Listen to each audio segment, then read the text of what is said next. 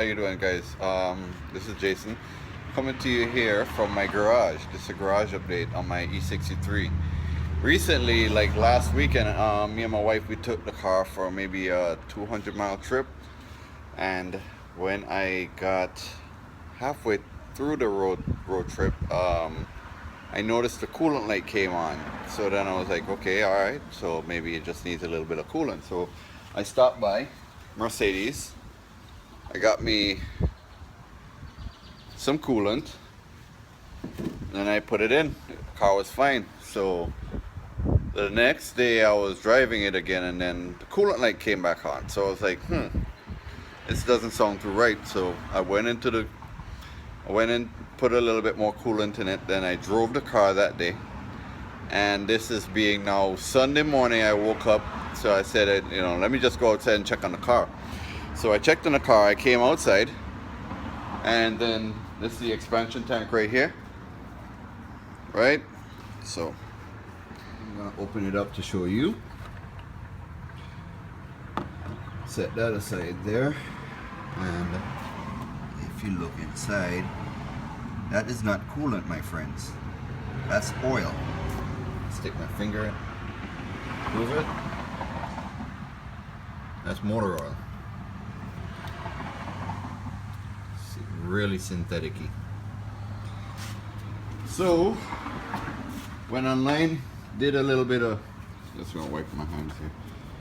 Went online, I did a little bit of snooping around. Couldn't really find any said issues like what it could be. So I had my Audi here. I had my Audi at the shop. Believe it or not, both of my cars took a crap on me last weekend, but that car is a whole nother story by itself. I'll get to that one later, but it's fixed. Cost me nearly almost as much as I paid for the car to fix it, but I like the car. That's the only reason why I fixed it. I bought it because I liked it. I could have typically went into the store and I was thinking to go buy me a new the new GTIs. Kind of like them, they look cool. But let me close the bonnet on it. Alright, so that's my paperweight sitting in my garage here.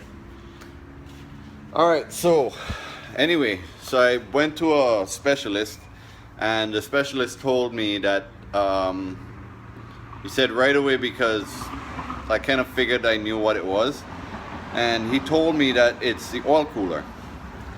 Now the oil cooler for these cars, main oil cooler, sits right behind here. It looks like a giant intercooler. And what the guy told me is that the whole front of the car has to come off. The whole face has to come off, and for them to get to that. And the tools, Mercedes, are the only ones that have that the tools to repair it, and it's not being repaired. They said that they have to replace the whole replace the oil cooler has to be replaced, and the part that the guy told me, he said it was $3,000 to repair it, to have this car fixed. Now, mind you, I paid just about $40,000 for this car. Brand new. I looked at the window sticker for it. Brand new, this car was just a shade under $100,000. So it goes to say that when a term that I heard somebody say to me the other day, he said that if you buy a cheap car, when you take it to the dealership to have it fixed, you're fixing a cheap car. If you buy an expensive car, even though you didn't pay that much for it, you're in for it when it goes bad.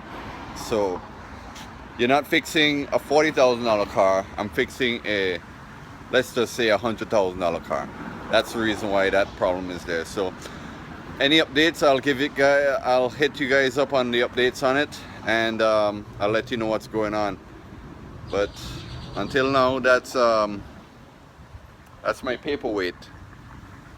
It sits there. I didn't want to start it. I didn't want to run it.